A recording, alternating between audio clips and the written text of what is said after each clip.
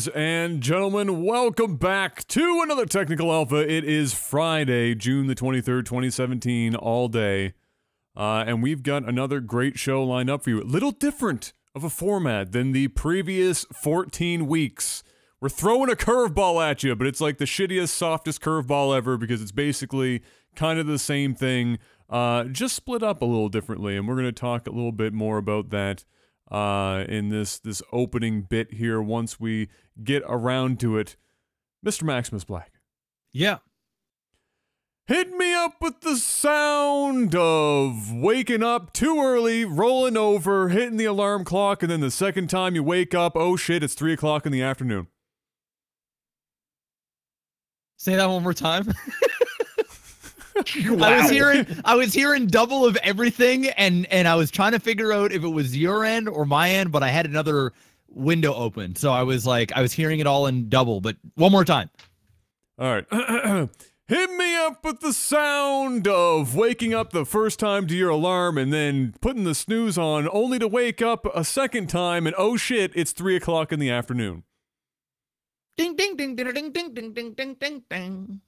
Ding ding ding ding ding ding ding ding ding ding ding. Ding ding ding ding ding. Yeah. All right.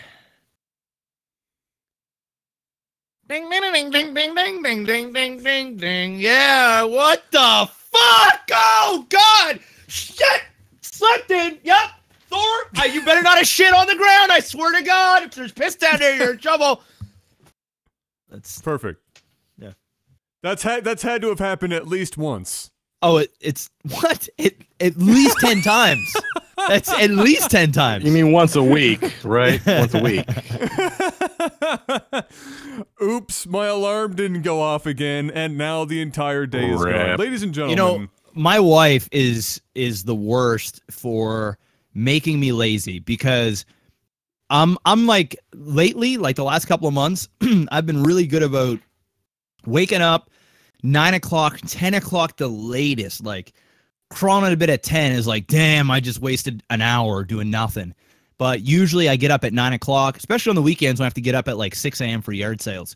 So I'm pretty good for that. But if Kayla is off because she does like 2 days on, 2 days off, 2 days on, 2 days off. If she's off, she like rolls over, puts her arm around me, and basically like she's like, no, don't go. And then I'm like, fine. And then I'll close my eyes and I'll wake up like 3 hours later every single time. It's the worst. And then she gives me shit too. She's like, you're so lazy. I'm like, what the fuck? What do you mean I'm so lazy? You're the one who made me do this. So yeah, she's the worst. So I'm so not productive. Normally I wouldn't do this, but I can't take being called out on a classic, Jeff. All right, I can't take it. We just got called out for the noise I just asked you as being pre-written. I find this unacceptable, and so I'm going to rapid fire at you 3 more noises. Whoa. Off the dome. Before we even do that, I'm going to say we plan nothing. We are so bad at procrastinating that this shit gets planned like 15 minutes before we go live, all right? Welcome to LAGTV, bro. Welcome to LAGTV. We are the channel of improv and just going with the flow. You think? What do you got for me, Adam? What do you got for me? What do you got for me? All right. This is easy peasy. Mr. MaximusBlack. Yeah. Hit me up with the sound of John Cena surprising you in the middle of taking a shit. His name is John Cena.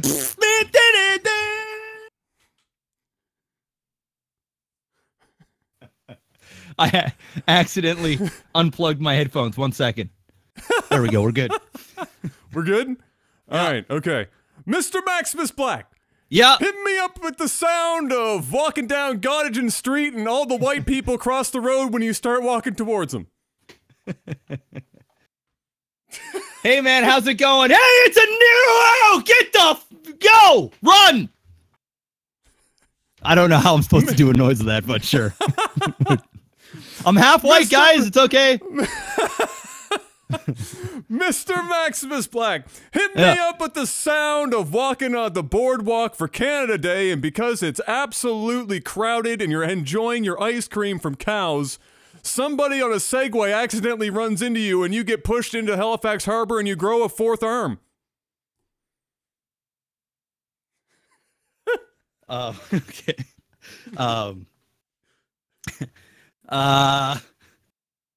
You got your ice cream, Kayla? Yeah, I got ice cream. Okay, it's cool. What kind you get? I got blueberry.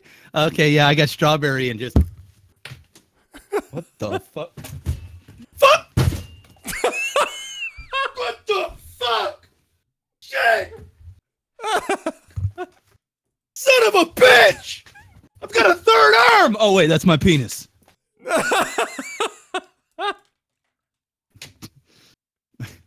See? I could do that shit all day. You Just think an you hour? This is written down?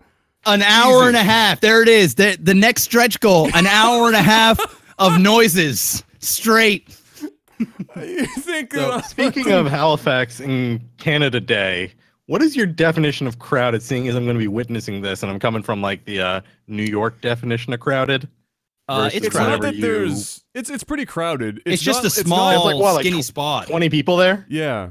No, So no, like there'll it's be not hundreds, necessarily, for sure. Yeah, there's not. It's not necessarily that there's so many people. So much as it's just the area in which the people will be crammed into. So like on the boardwalk during Canada Day on a Saturday. This year's Canada Day is on Saturday.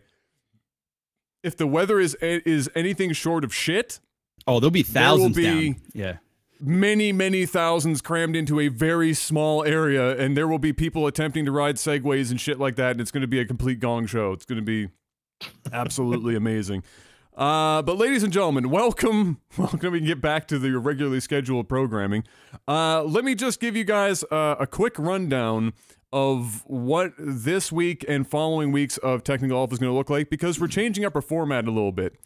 Essentially, we were looking at the format and going, we aimed to do 2-hour podcasts when we originally sat down and conceptualized this whole program. And what we discovered was we are really, really bad at meeting that mark. Like, absolutely terrible at meeting that mark. So we were like, all right, there must be a way that we can keep that going, because it's not that we're not necessarily always having great content in that, like, 3 hours that it inevitably happens.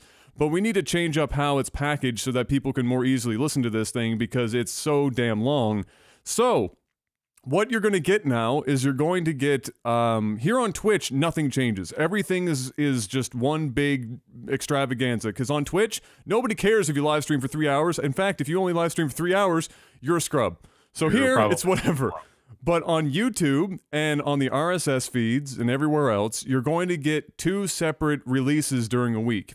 The first section of the podcast, which is going to be an hour and between an hour and a half, which means probably an hour and a half, you're going to get a mixture of current game news like we usually do. We're going to mix in some retro stuff with Mr. Black and talk about our movie-related things.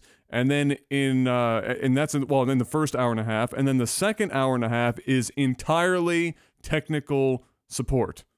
Tech support. I keep wanting to say Technical Alpha. Tech support is the entire second half of an hour and a half, which means that we are going to be answering, obviously, more questions. And we felt like this would give a way easier, way of people, digesting all this content, plus allow us to answer more questions from the Patreons themselves.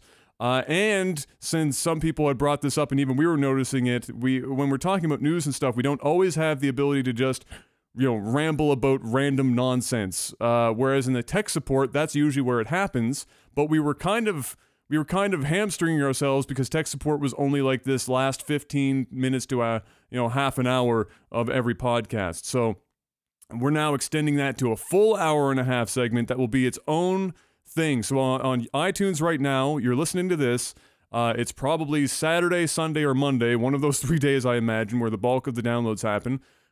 You're going to get a second release in the week that is just tech support, and that will be released likely on Tuesday or Wednesdays in the week. And so you're going to get a more spread out content structure in a more digestible form, and it's going to allow us to do more for the Patrons and everything else. So hopefully that sounds like a good idea to everyone out there.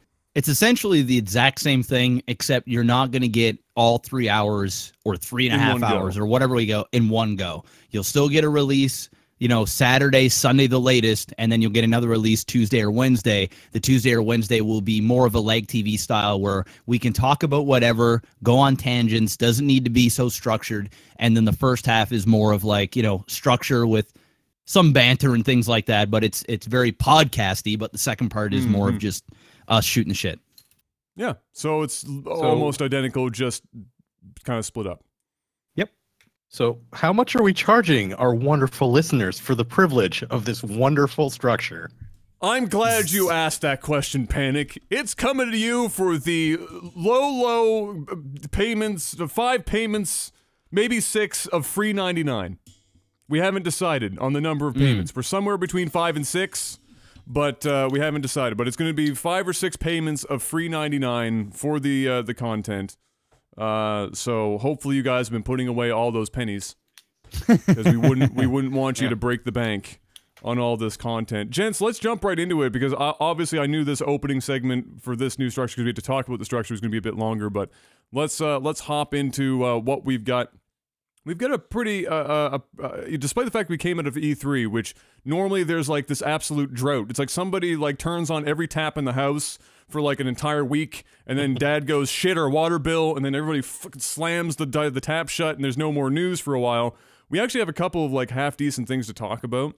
And the first thing that I wrote down here, and I don't know how much you guys we'll have on it, but did either of you guys play Beyond Good and Evil back in the day on the original Xbox? No. I played it for a bit, and then my Xbox died, and I never finished it. Oh, rip. Your original Xbox died? Those things were basically indestructible. What the hell happened? My roommate spilled certain beverages on it. Ah, okay. Well, that's a quick way to kill anything. That's a quick way to kill anything. Very quick way to even a tank. So the general concept here, I mean, we've seen now Beyond Good and Evil 2's trailer at E3. Jeff, did you see that at any point? No, I'm watching it. I'm watching it right now while you're talking. Yeah. So if you get to listen to it, what you're going to hear, if this was like a Sopranos episode, it's basically that. It's just fuck is every second word in that entire trailer. It's quite impressive, really. And so if you bleeped it all out, it would just be like, and if what? So it'd be like a Kanye West song. Yes, basically. Just for like 45 minutes. So it was a beautiful looking trailer. Like, don't get me wrong. It looked fantastic. I mean, it's all CG, no gameplay or anything like that. It's just, hey, guess what, guys? Beyond Good and Evil 2 is a thing. It exists again, because it has technically existed for the last decade in terms of whether or not it was going to come out. They had announced it at an E3 forever ago that it was going to be something coming, and then it never happened. And it was never talked about again. It was the weirdest thing. Like, it just fell off the face of the planet for real. It just completely disappeared. So when this happened, that's why there was so much, like, buzz about it, is because everyone thought that it was dead. So here it is again. It looked really good. It did. And after that showing, they talked a bit about what they were going to try and do within this game. Like, what is the game actually going to be about? So he was on the stage talking about it.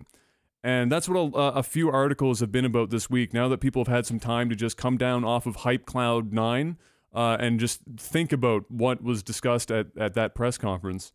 And people are starting to think to themselves, this is sounding an awful lot. I got to change the topic text. This is sounding an awful lot like No Man's Sky, like Star Citizen. It's offering like a lot of these crazy lofty goals that nobody has been able to actually tackle. And this game has already died before. They already did like a tech demo of the gameplay like very recently. It was like maybe yesterday or today. Yeah. Oh, really? I didn't see that. Yeah. It's like 15 minutes. Yeah. I watched some of it. I was at work, so I didn't really get a chance to like deep dive into it. But that's not an inaccurate assessment. They talked about a lot of stuff, but they didn't really show like a lot of stuff. Like they showed you the engine, they showed the scaling and everything. They showed you some really cool things with it, but you didn't actually get to see you doing much. Now that I'm watching it, it looks like Just Cause. Like it's very, very similar in terms of graphics and the way that the characters are moving, the art design. It looks basic. It doesn't even look as good as Just Cause in terms of graphically. It looks like Star Fox meets Just Cause. I mean, I guess if it's a big game where you can go, okay, that looks a little better. Yeah, it actually doesn't look. It actually doesn't look bad. Yeah, like it's all going to be how they deliver on what they showed. Like, because No Man's Sky looked real pretty up until you actually play the game, and it's like there's no depth here. It all depends on how deep they can make that gameplay. Yeah, because and that's what they're concerned about, right? Because this game has already, like I was mentioning, already gone into like the ether before. For whatever reasons, I still don't remember if there was ever a reason given for why it disappeared, if it was funding or whatever else. And now you would think they would not necessarily play it safe, but going after what they're talking about going after right now seems like a really bold move, Cotton, when you're talking about a game that's already like, what, 10 or 15 years in the making, and now you're going to talk about, you know, procedurally generated worlds and all these things that other games have done to like varying degrees of success. And then on top of that, the concern is this really, like, I know Jeff didn't play it. I didn't even play it. I just know what the original game is all about and whatnot, and that it's a complete cult classic, and there's a big fan base for it. It's not even a cult classic. It was critically acclaimed. It sold really well. Loved the game. It did really well. Like, I was surprised that it took them this long to do a sequel for it, because it's hard to get a franchise that was that universally liked when it came out. So the secondary question that kind of has been happening here is this really a Beyond Good and Evil game? I know it's a prequel, like they've gotten that far. It is a prequel to the first, but it represents, in terms of gameplay, literally 0% of what the original game was, and not even the tone of the game is the same as the second. Like this weird tone that they went for in the trailer, I don't know if that was just because it was a trailer and it was meant to try to instill some kind of crazy hype or something, but it didn't represent the first game whatsoever. So I don't know. I remember watching it in E3 and getting excited for other people, because I'm not like fucking jazzed about it, and I'm not like crazy about Beyond Good and Evil, but I know it's a good game. I feel like they're cashing in on the franchise, and they're going to use the franchise and the IP, and then they're going to wrap some other game into it, and probably change some of the gameplay. I don't know. From what I remember of the game, and I think they did a remaster, so I might pick it up to play it. But it's an older style game. Like, you explore a lot, and it wasn't like a heavily combat oriented game. It was a lot of searching, and you were a journalist, if I remember correctly. So you know, it was more puzzle and like kind of platforming oriented. So I feel like those games are harder to do these days, so I don't know if they're going to go with that. They might just like end up with that third-person-y type of game like we were talking about, where a lot of the games just end up playing the same. I'm curious to see more where they actually show gameplay with mechanics as opposed to gameplay of, oh, look at our cool engine. Yeah, that's really what I want to see before I make any judgment on it. Yeah, no, I don't have much to say. I'm just, it's not that I'm not paying attention. I'm literally just kind of watching as much as I can on it here on the side. Yeah, it looks. It looks cool. I haven't even seen the gameplay. It looks stunning. Yeah, it looks cool. It's very similar to No Man's Sky, where you can just kind of go onto a planet, fly onto a planet, so on and so forth. That was what they've been talking up, I guess, a lot, is the whole, you know, the no load screen. Oh, you get to fly off one planet and onto another, and there's no, you know, transitional whatever. There's no load screen, which, again, is great and lovely. But at this point, it's been done. I guess it's just to the degree of how well they actually make it happen. But even then, I don't want to hear that about Beyond Good and Evil 2. I just want to hear about the fuck the game is actually supposed to be. Like, it's great that you're doing all that, but you know, I guess we got to wait for a little bit more. But that's I guess the current talk amongst the water cooler in the game world is, will these expectations that they're putting in front of people lead to a game that, even if it does get released, falls flat, versus they've waited 15 years, maybe they should have reined back a bit on the crazy and just given something that the fans. I mean, really, because who are you making Beyond Good and Evil 2 for at this point? After 15 years, you're not making it for, like... Are you really making it for new people? Like, is that really what this is supposed to be? I mean, it's a prequel, so maybe they are going for a totally new group of people. It's iffy with that. Ubisoft is never one to do cult classics. They're just gonna like dive right in. Like I feel like they're gonna do this to be kind of a more mainstream title, but they're gonna cash in on that goodwill that they had from the previous IP stuff. And with the prequel, it gives them a little bit more freedom. Well, hopefully we get a little bit. No, go ahead. It says it's an early engine demo, so by the sounds of it, we're not going to get this game for a while. Like, maybe they don't even know exactly what kind of game it is. Yeah, we're talking probably at least 2 years, right? I mean, I think his exact quote during E3 was, "This game is basically at day one of development," which I don't think anyone wanted to hear when they saw an announcement for Beyond Good and Evil 2, because all that said to them was there is still a ridiculous chance this thing doesn't actually get completed. So, you know, hopefully, obviously, next E3, I mean, we're going to get more than that, I imagine, throughout the year, but next E3 we'll Beyond probably Good see... and Evil forever. Look, if this game was technically in development for 15 years, it's already surpassed that poor Duke Nukem game. So... you know, it holds the title. It holds the title. Speaking of titles, thank you for that unintentional segue, Panic. Speaking of titles, Rocket League is going to be televised on NBC. And that's a network I actually have on my TV, and not some like ESPN 8 the Ocho type shit that some of these other esports things have been happening on. And I was kind of surprised to see Rocket League, but it's going to be on it's going to be on NBC, and then like across the pond, its affiliates, which I guess is like Sci-Fi and a couple of the other networks that they've got tied in. I don't know, so Sci-Fi like actual broadcast television, not like cable television. Wow. Yeah, like impressive. Actual honest to goodness. It's $100,000 tournament, so it's not like Dota 2. I'm gonna like basically bring Elon Musk money to the to the table, but it's still $100,000. The thing that I found weird though is that it's a 2v2 tournament. It's not 3v3. How big is the competitive bracket? That's I don't know. I don't know what it is for this NBC thing. Are they just doing the finals and that's it? No, I don't. I think it's probably. It just says the tournament. Like a 10-minute show. Okay. We had a 10-minute show. So I think it might actually be the whole spiel. But I'm really weirded out by that, because every other like esport related thing for Rocket League I've personally seen, and I'm not going to sit here and pretend like I watch 50 hours of Rocket League a week, but it's always been 3v3.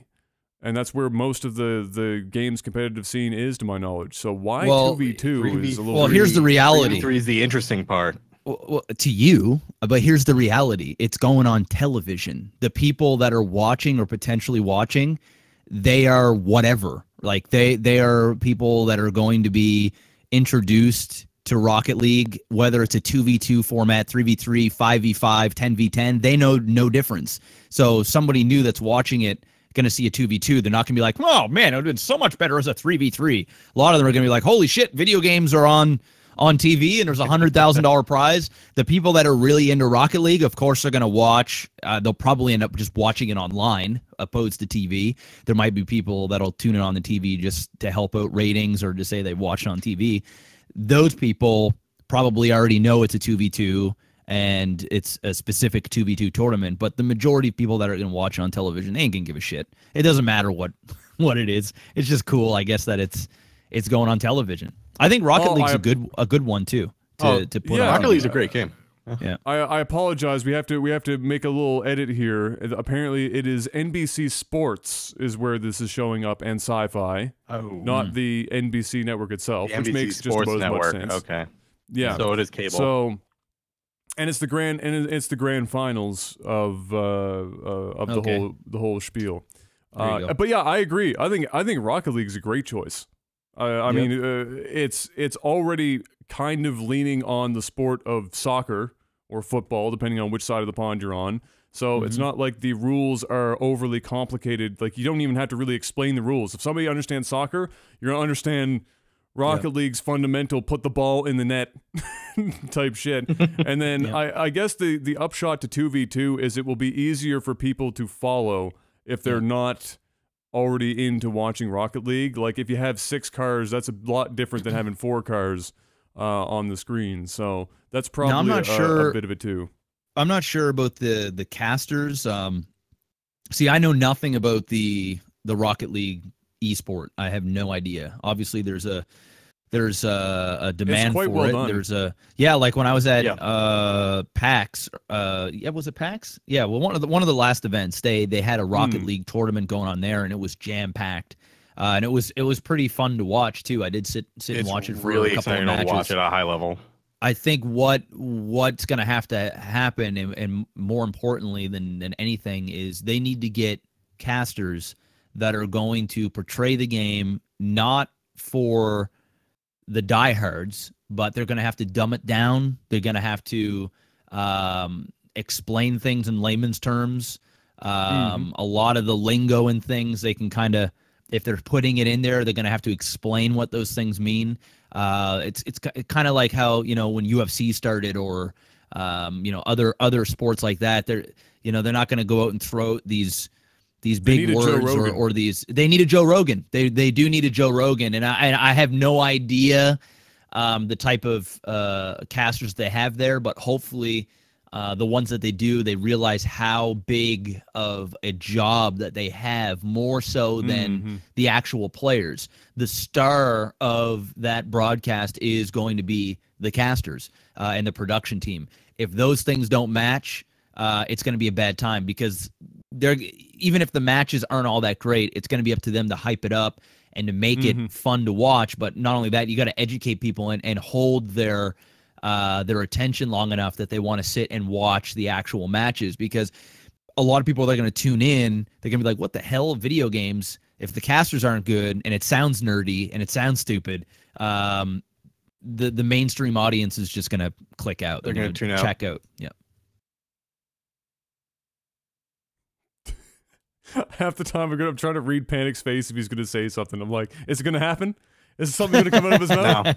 No. Nope, that was it. No, I agree. I think the casters, and that's, for Jeff and I, even for us, because we were so unprofessional in what we did when we got slaughtered on the NASL stage. That whole thing, it's really hard to transfer from doing something on the internet where the culture is already there, everybody already knows all the lingo, and even if you don't know the lingo, because you're already likely a gamer of some kind, it doesn't take you more than a few minutes to pick up on what's being put down in front of you. And so it will be. I mean, they have a stable of casters that I've seen, right? And they have their top end guys, and they've got their middle end guys or whatever that they'll swap in, and they do a generally really good job. A couple of them, and I don't know their names off the top of my head, but I could envision which ones I've seen that would probably fit the bill for where they're putting them. I wouldn't be shocked if one or both of them have a British accent on this broadcast. I bet you they'll probably go for one of the Brits just to legitimize, and just it's because it's soccer cars, right? So you're like, it's going to be almost like a stereotype that would be weird if it wasn't there. Somebody with an accent from across the pond. So it really is going to come down to them, and I am. Just as somebody who's played enough Rocket League and have watched enough of the esports side, 3v3 is demonstrably better as an esport than 2v2, flat out. Rocket League, the less cars on the field, as nice as it is to see some of the singular mechanics that guys will have to use in an environment with less cars, the real game and the real team play only really exists in 3v3. 2v2 is kind of like a kind of whatever thing. I would equate it to like if you were... almost in the reverse, though. If you're watching tennis, more people usually like to watch a singles match because it shows the best of tennis 9 times out of 10. And then when the doubles come out, it's still a great game to watch, but it doesn't necessarily always show, all the fundamentals of tennis in the same way that a singles match does. We want to watch 1v1 instead of 2v2. Sure, 2v2 might be fun to watch, but you and I both know it's not as competitive, it's not as legitimate. You don't see as awesome plays in 2v2 Rocket League versus 3v3. Like you don't. It's just like from playing it and seeing it. You don't quite get the passability that you get in a 3v3. That you can't get the touch and go shit. I mean, think of playing soccer on a field. You don't get the epic moments. Yeah, versus 3 people on each team. You know, you can't really get a touch and go other than like a really awkward one, especially when you're involving rocket cars. So it's, you know, they exist. They totally exist. You know, you can punt the ball into a corner. It will kick back out because of how these arenas are built and how the physics work. And you can get some aerial stuff and some fun stuff will happen occasionally. But it doesn't showcase Rocket League at the absolute peak, which hopefully if this goes well, maybe we'll eventually get there. Oh, well, I mean that's a given. But like I said, it doesn't matter to the mainstream audience, right? It just doesn't. This is the toe in the water. This is the. Is it cold? Yeah. Can I get my foot in there and not have it fall off? And if it goes well, maybe I'll stick the rest of my foot in the water. That's what NBC is thinking right now. But they seem pretty positive about it, so I'm excited to see how it goes down. I'll see if I can manage to watch it, because just like when other games have managed to make it to TV in some capacity, you know, we're still in that phase where those are kind of pivotal moments where they have to go so damn well for the hopes and dreams of everybody else that comes after you can actually get onto television. So it's starting to pop up more and more now. I feel like within 5 years, there'll either be a dedicated esports sport channel, or there will be heavily on these these NBC Sports or the ESPN2 things and things like that, simply because not only is there a demand for it, but there's 2 big things. One is esports has officially broken into the big market for these big companies. You know, you've got credit card companies coming in. You've got Coca-Cola. You know, I did a thing with Mountain Dew today. You've got these big Best Buy, Sennheiser. You've got a lot of these big companies. I know Sennheiser's a little bit more niche, but you see the point I'm making. Recognizable brands. And the big honchos at these big networks who are old white dudes who have been doing the same thing over and over and over again, they can't ignore the movement here. They're realizing how big it is. And the second thing, and the biggest one, is there are many, many, many professional athletes and very successful businessmen and women that are buying esports teams, that are owning things like Team Liquid and all these other massive teams and organizations and up and coming. Yep. Has been running a train. Yep, Tony Robbins, you name it, they're all in the game. Damon John, they're investing into these esports because they see how big it is, and a lot of these guys actually have ties with networks, and obviously there's shareholders, there's influence, and there's just money. There's so much money to be made, and even still, you know, if guys like us can make really ridiculous money through esports, and we're a fucking speck in a bucket of sand. You know, if we can draw out a fair amount of money, imagine what these other massive companies can do. We're talking billions of dollars, not even millions, billions. Oh, so huge. It's insane, and it's a matter of time. It ties into a demographic that a lot of the larger companies nowadays have had a really hard time marketing to. Yeah. You know, like, you know, the 14 to 30 something range, like the millennials, like, you know, all of them are like ditching soda. So, you know, Coke and Pepsi are having trouble. They don't want to buy cars. It's all like, it's very hard to market to like the younger part of our generation. Yep. And esports is something that they resonate with. They flock to it. They watch it. Like, we fill stadiums for League of Legends, for Dota. So, you know, and people are starting to realize this is like not some joke. This is something that the next generation is really freaking into. So if you're not going to market to that, you're going to get left behind in the dust. So now they're realizing that, and this is like a huge opportunity for them to, one, help grow this space, but also to make a lot of money while doing it. Yeah, and they have to do it in a way that's organic, because this generation, the millennials, they are not only desensitized to marketing because they grew up on social media. I mean, I don't even know how.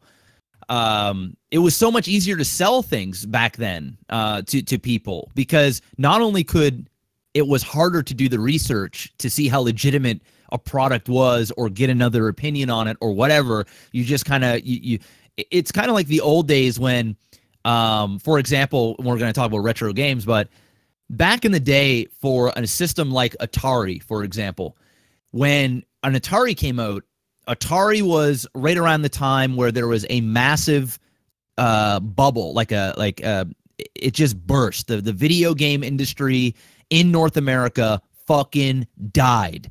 It was like 99% of all gamers bust of that generation. Yep, were not buying games. Like overseas and stuff, yep, that was still going. The problem is the video game systems and everything, they look like toys. And there was also the time when PCs started to emerge, and the graphics and stuff were just surpassing Atari so heavily that by the time Atari came out, the PCs were already ahead, and it was bad. So the whole thing burst. And my point that I'm trying to get at is, back then when you were buying video games, there was a lot of fucking bad games for Atari. Bad games. Like, people were just making games for the sake of making games. But how they chose their games was the covers. That was the show. You would go into a video game store and you would look at the box art. And I have all kinds of Atari games. Well, I sold them all. But I had so many Atari games. And I was looking at all the different art. And I would honestly make a judgment on what game I would want to try out or get rid of or not get rid of, strictly on the art of the box. And that was the show.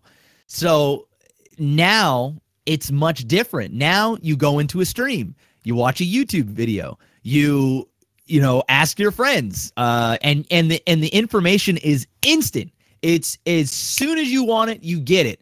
So that's why it's so much harder to get into the millennials in terms of advertisement, because they're so desensitized on everything, and there's so much bullshit now that everything really is so skeptical. They're skeptical because everything is getting caught out now. I mean, everything. If there's a game that, like No Man's Sky, that comes out and fucking, tells the world this is what you're getting, and then the next day or the night of the release, all this shit is out. These glitches, this garbage, these lies, people see it instantly, and there's a massive backlash. Back then, it was you buy the games, and maybe you call somebody up on your corded phone, and you're like, "Hey man, did you play this game, or did your mom pick this up for you?" And that was the show. So they're realizing now that this is the time. Get in with these guys now. The video game industry cannot be denied. And when you're selling out Madison Square Garden in hours or minutes, I mean, Jesus. Someone pays attention.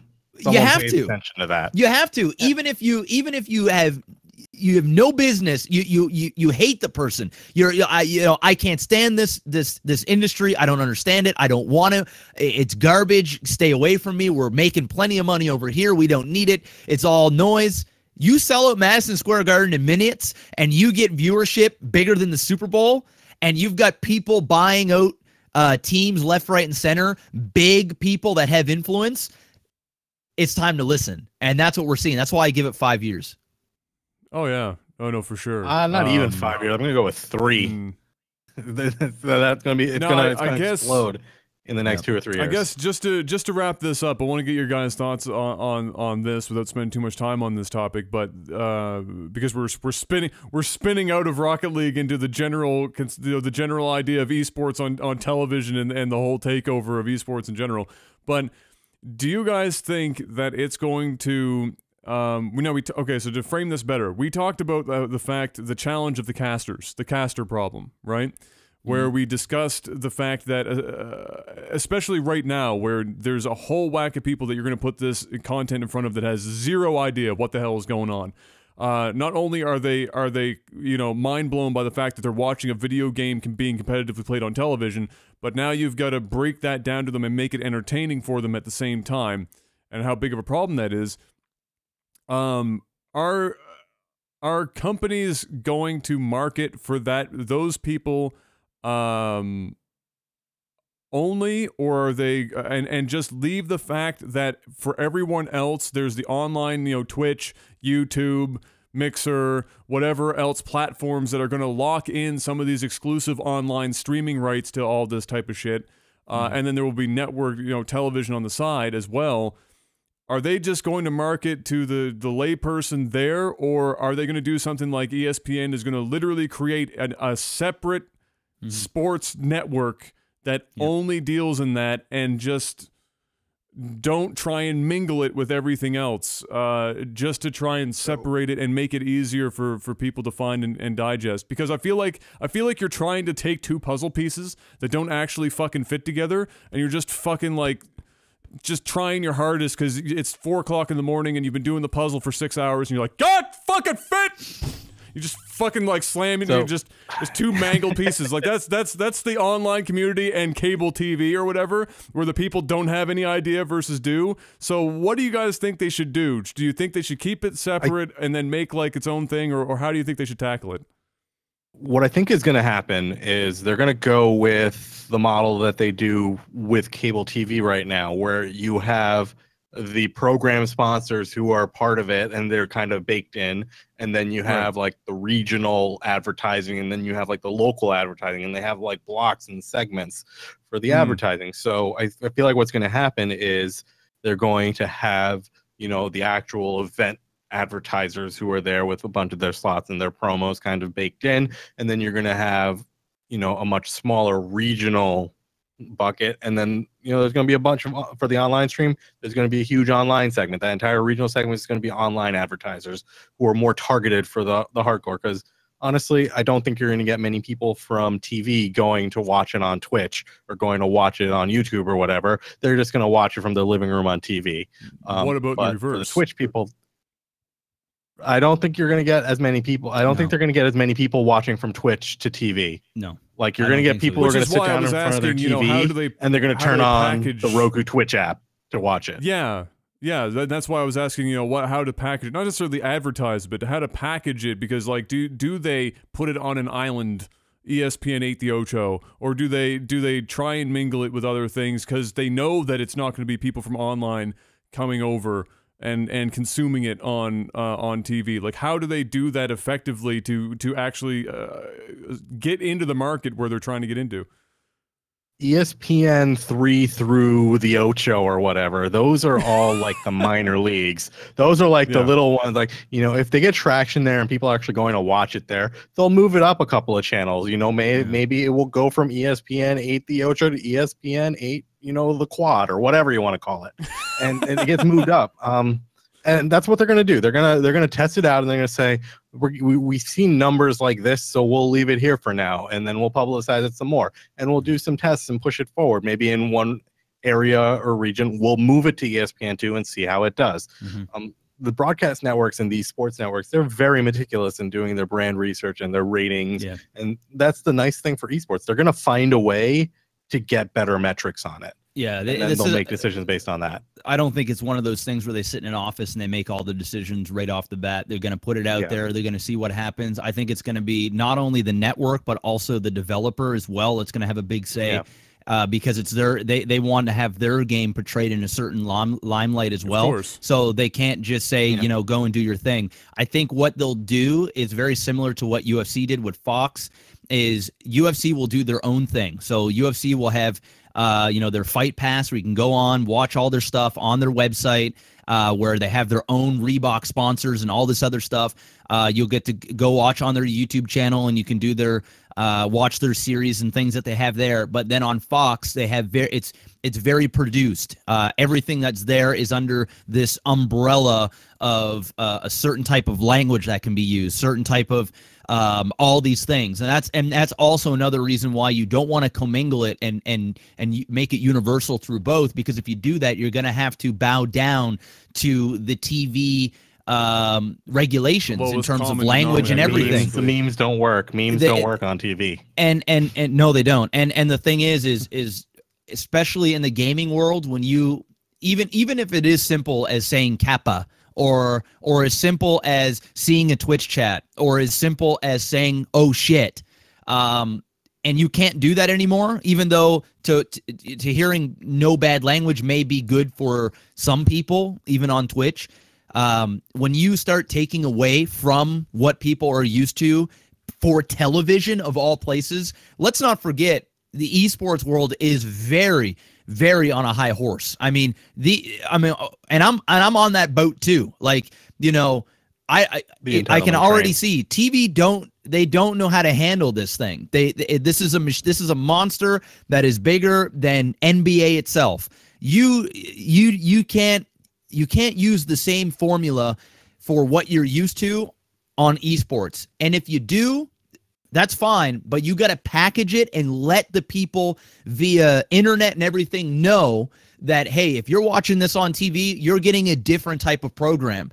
If they're going to do a massive thing, so say, for example, Riot ends up on ESPN and they're doing a big thing. I know this is a little bit more extreme because Riot actually kind of wants to be a sport in itself too, so their regulations and the way they say and do things are very, very calculated, and I'm sure the casters can't go and say certain things or you're getting canned. It's just that simple. But I think, you know, say, for example, fighting. Say you had a Smash Bros. Cast. Now, we know that fighting game communities, there's a lot of swearing, there's a lot of yelling, there's a lot of hype. I mean, there's a lot of black guys doing crazy shit, inside jokes, you name it, talking about things that happened 10 years ago. That's just the show. If you were to take something like that and put that on an ESPN, you would need two other casters. Either that or the main guys would have to be dumbed down a whole lot.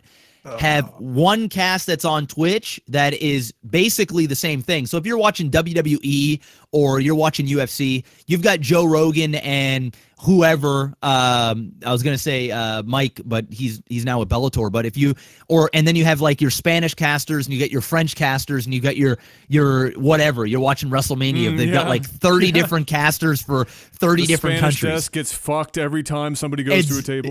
Literally. So it would have to be, I think it would have to be Jim Ross and the Jerry Lawler.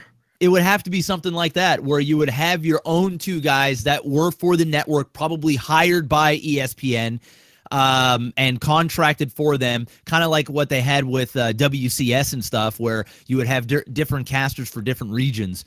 But you would have to do that, because if you try and dumb it down and make it universal through all platforms, the shit is going to fall down flat, and the backlash that the game is going to get isn't even worth bringing it to television, because I know that television isn't going to pay all that much, or at least up front.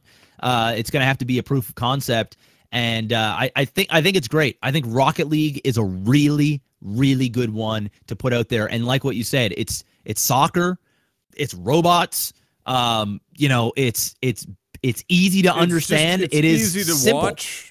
You know, Yeah, the only other more simple thing that could possibly happen is if they literally broadcast like NBA 2K. You know what I mean? And actually, you know, had video game of actual players. That's the only. That's the thing I feel like you could talk about, like in a totally separate topic. Is would that ever happen? Like, are we really going to get to the point where we were watching the NBA Finals and then we go watch the NBA Finals between two guys playing NBA 2K18? Like, how silly! And then what? You know, it just seems. I feel like stupid. There's a demographic for it. I feel like there's a. Oh, there is the NBA games, dude, and FIFA is huge, man. It's fucking huge. Just not on Twitch. I mean, they have a community on Twitch, but you know, it's not. It is big. It is big. Speaking of cable television and other random stuff, who of the three of us here remembers the Sega Channel back in the 90s? Anybody remember that shit? No. I got one. One of my No? close friends had it with the whole adapter thing, and they could actually use it. Yeah. I had a It was buddy on my crazy. street. That had it too, because his dad worked for the cable company, and so he got it for free. Oh my It's goodness. the weirdest thing All right. ever. It was mind blowing. But how fucking crazy is it? So I know this isn't exactly what this next topic is about, but it's a good kind of segue into it because it reminds me so much of the Sega Channel. Back in the 90s, this was 1994 when this came out, the Sega Channel had this little adapter thing that basically just fit in like a regular game into your console, and it was hooked in with coax cable, and it would run through certain cable providers as a channel where you literally got to play a library of Sega games over the coax cable. It would change each month. It would change each month. And it would change each month. It was fucking nuts. And you paid, it was pay on top of your cable or whatever. But in 1994, to be able to plug in a fucking thing into your console that allowed you to have access to what is essentially almost like an online repository for the games for that month. A solid experience too. Like it worked well. Like it did. played as if you had a cartridge in the console. I played Like, it was Gunstar Heroes mind-blowing on at the that time. thing, and it Yeah. worked beautifully. So it was nuts. So it was. And I this mean, was before like internet was the huge thing. Like Yes. this was when people were still using like AOL or CompuServe or whatever, and you had to go with the really annoying like whatever sound. I don't know. Maybe Jeff can hit us up with that at some point. Exactly. Yeah, exactly. Before you could And, you know, turn that sound into the Taco Bell dog. So like it was ahead of its time in my opinion. Like had that come Well, out long like shot. 5-6 years later, Sega would have been in the bank. Like they would have been set. And that was the problem with Sega. All their stuff came out a year or two too early. Yeah. And no But one it was did ready really- for it. it did well enough that it lasted until 1998 before they packed it Oh in. yeah, They no, packed it Sega in Channel was running really Yeah. well. With the advent of Sega Saturn, I think was what packed it in, Yeah. and they put that to bed. But anyway, so I mentioned that because remember not long ago when we were discussing Sega and where they were, and I said, wouldn't it be fucking great if they had an app on the PC and shit where they gave access to all of their games in one place? It was basically the Sega Channel, but in 2017. Well, because of all the shit they're also trying to do, this whole 50% more sales by 2025 or whatever, by reviving old intellectual property that they have. So, lo and behold, this Sega Forever thing gets announced. And while it's not necessarily currently going to be slated for the PC, they're starting with mobile. And they are going to have a start with like 5 games. I don't know which 5 games it starts with. And then they're adding 2 to 3 games a month from their back catalog over time, and you get to play them all on mobile for free with ads. You just completely free, or you pay a flat fee on any game that you want, $1.99, and the ads go away. So if you really wanted to have no ads, otherwise it's completely free, and they're gonna keep adding this stuff. So we're talking anything from the really popular stuff all the way down to the more like niche stuff that you might not expect to see, like Comic Zone. All slated, breakdown. You know, to be there. So my knee-jerk reaction to this was, why the fuck mobile? That was my first, every time I hear mobile, I kind of vomit in my mouth a little. Then I remember that mobile is absolutely enormous in the gaming community, just not the gaming community that necessarily we're part of. It's not the core. And so then it kind of made a little bit more sense. And I have other thoughts on this, but I want to get your guys' thoughts on this. Like, what do you guys think of this whole initiative to bring this stuff around? I mean, I'm not gonna hate on it for the sake of hating on it. I mean, it's better than it not existing. I mean, if I don't want to be part of it, I just don't buy the games. The whole $1.99 thing, I think what's going to happen is it's going to be like playing a really annoying mobile game and having ads kind of just shoot down in the middle of your screen while you're playing a game, and you got to like exit out, or you know, you finish a level and then you got to watch a 30-second ad of some shit or stuff, where the point where you're just like, dude, just take my $2. And I think paying $2 a game is still not a bad thing. I mean, it's $2. It's They're not the making end of zero now on it. Yeah, they're making nothing. So it's not the end of the world. But I'm kind of with you, Adam. I don't care about any games on my phone or my iPad. I just I'm not that type of person. Like if I was on the bus every day, you know, maybe. But here's the thing: if I was on the bus every day, I would have a Nintendo Switch, or I would have a whatever other handheld device. I'd be 3DS. using one of my old 3DS. Literally, I'd pick a 3DS over a Switch anyway. But you know, I'd have my 3DS. I'd have if I really wanted to go retro, I'd use my Game Gear. You know, I would do something along those lines. I don't need another app sucking the life out of my battery and playing on a small ass screen that I just don't really care about. And I'll be honest, I don't really like that many Sega games. And by the sounds of it, they're going to drag out these big titles for like the next 2 years. If they're just releasing 1 or 2 a month, we're going to be waiting to see what games are going to be dropped, and it'll be games for the most part that ain't nobody care about. And we're going to be like, where are the good ones? You know, where's the Golden Axe? Where's the Altered Beast? Where are the Sonics? Where are the, you know, when are we getting these things? If they had, you know, some kind of voting system or where you could choose any 2 games a month from the catalog that unlock for you that you can play, or they just opened it up free reign, then so be it. I understand why they're doing it that way, because they want to keep people interested, keep people coming back to the app, give reasons to download it. They also have to port these into Unity, is the platform they're using. So they can't just like they're not just cold copying an emulator into this whole thing. So they're redoing it in Unity. It's a fair amount of effort for some of those games. Yeah, so it's also so that they can take it, because he plans, there's one dude spearheading this whole project, and he plans to take it to other platforms than mobile. They're just starting in mobile. So it is kind of the idea I had, where they're going to have a Sega Channel, call it, just for the sake of the segue I had in the beginning, where they're going to be able to plant it onto other things. He even mentioned the Switch in that list, which I think would be a perfect location for something like this. 3DS and a Switch, you know. I mean, yeah, you have your Switch or whatever, and you're out on the road, and you have your old Sega games. I think it makes perfectly good sense to have it there. So, there's a reason why they don't just open the whole thing. Yeah, but yeah, I agree. Probably it would be nice to have. They probably pick mobile actually for another reason. A lot of the older Sega titles are actually kid friendly. Like if you think about a Sonic or something, yes, that's like right up the alley of like a kid. And a lot of the younger kids will play these type of games on their parents' phones.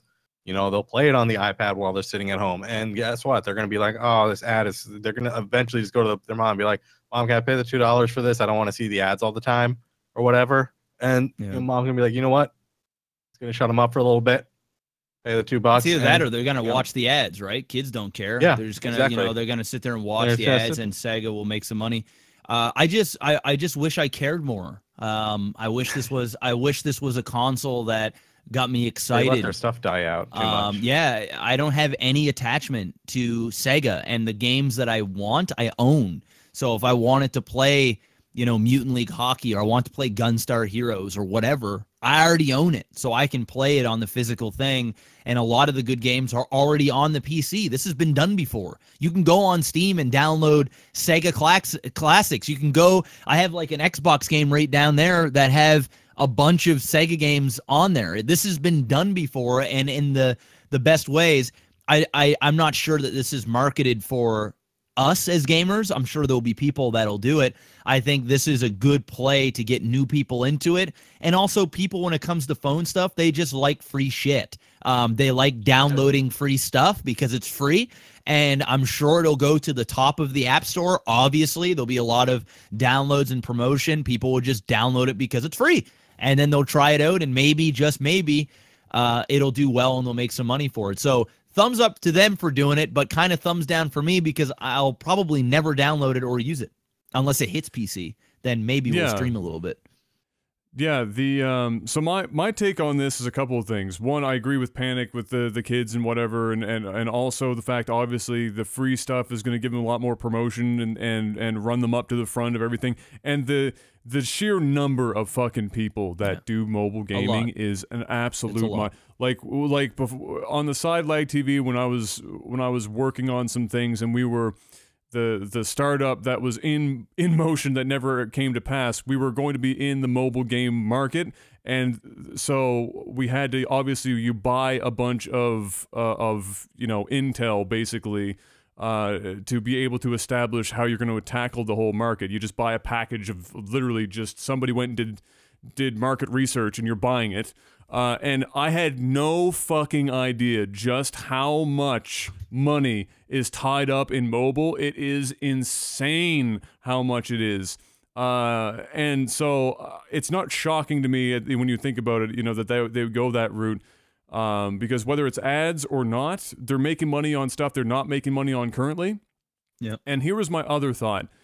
They mentioned the fact that, well, we already mentioned the fact that, and we had talked about it before, where they're doing this whole thing where they want to increase sales by 50% by 2025. It's this whole, they're in the middle of literally trying to revive their company. It's like a resuscitation. They're like fucking pads are getting rubbed together. They're clear. Everybody's trying to fucking revive Sega, right? So my thought process for this was, they mentioned in that when they talked about it that their plan was to get to that point, not necessarily by creating a bunch of new IPs, but by reviving popular old IPs.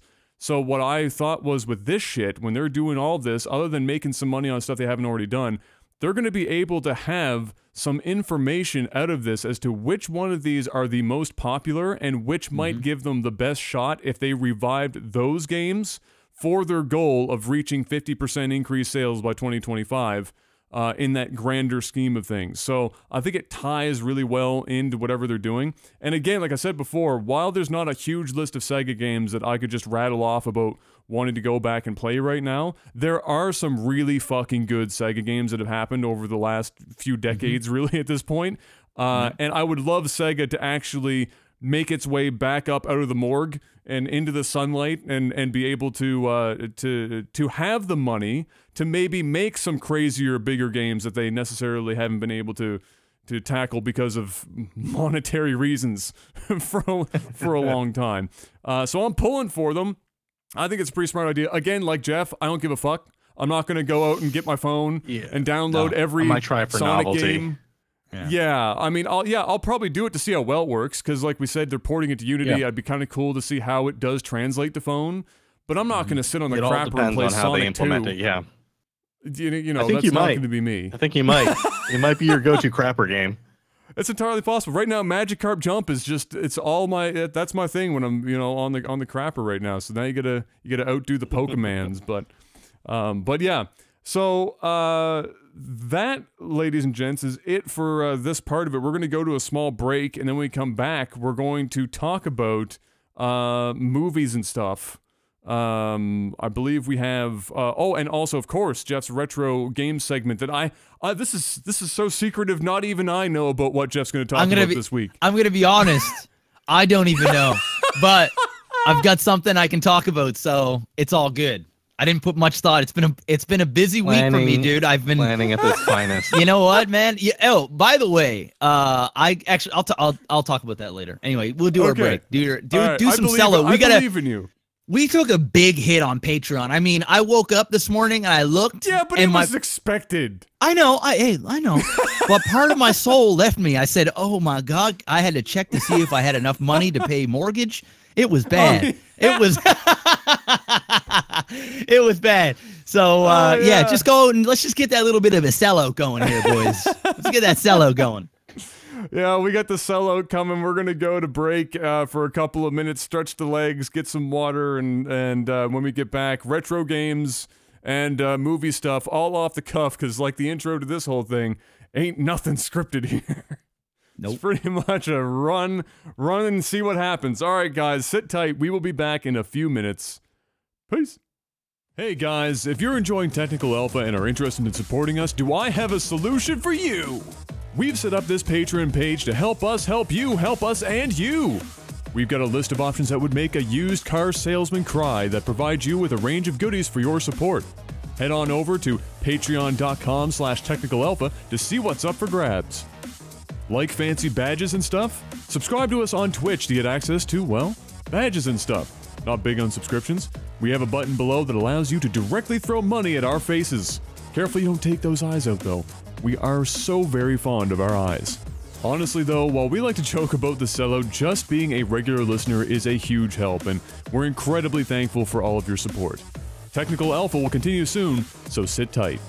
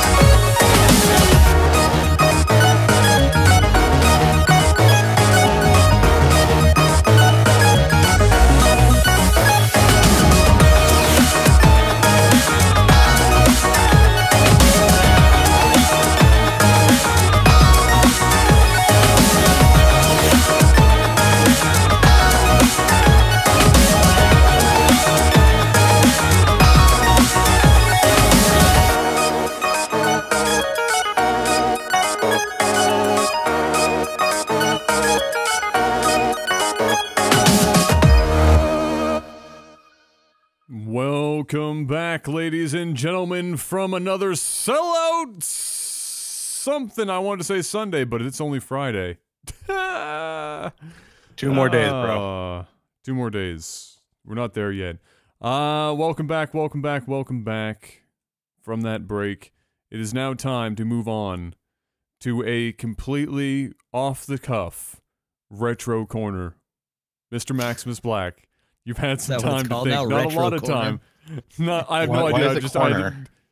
Call it the retro wall. We can't put Jeff in a timeout in the corner. That's just wrong. I don't know what it's called. I don't know. Whatever I haven't come up with a name we're going to talk yet. about retro shit. And that's going to be spearheaded by Mr. Black. So I wanted to get your guys' opinion because I have recently been playing the one, the only Chrono Trigger. So if you guys are listening to this via iTunes or some other audio, I am holding the actual cart of Chrono Trigger. I think I'm about 13 or 14 hours in right now. I'm going to be playing again tomorrow. Right. And hopefully finishing it up. But are you going to do Chrono Cross? I don't know. I haven't decided yet. I wanted to ask Adam because when I announced that I was thinking about playing it, you said that you had tried it several times and just couldn't make it through Chrono Trigger. So before I give my thoughts on the game, since you couldn't get into it, what's up? Why couldn't you get into it?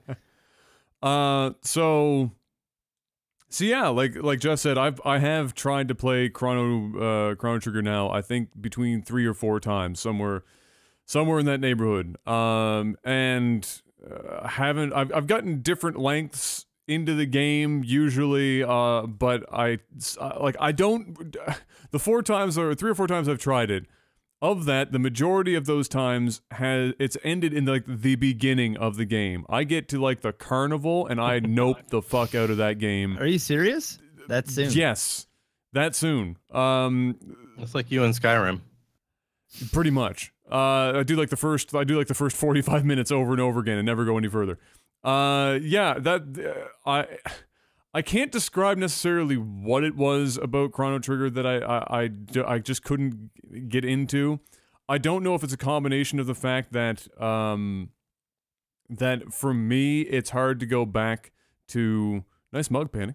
Hard to go back to it's hard to go back to the SNES era JRPG. I don't know if that's the case. Which I mean I've beaten other games in that genre or played much further into games in that genre on the console, but there was just something that didn't sit right with me. Like it just felt so, everything felt kind of cheesy, but not in a typically JRPG cheesy way. I just couldn't get into it. I didn't like the characters all that much. Akira Toriyama. Well, you didn't get to know. You didn't get to know them, man. You barely played the game. Like king of cheesy. But if I don't like a character in the first, like, I mean, it's almost like a movie, right? If I'm watching a movie and if I don't like a character inside of the first, like, 20, 30 minutes that I'm seeing this character, then the odds, maybe they redeem themselves, but it's not a great start.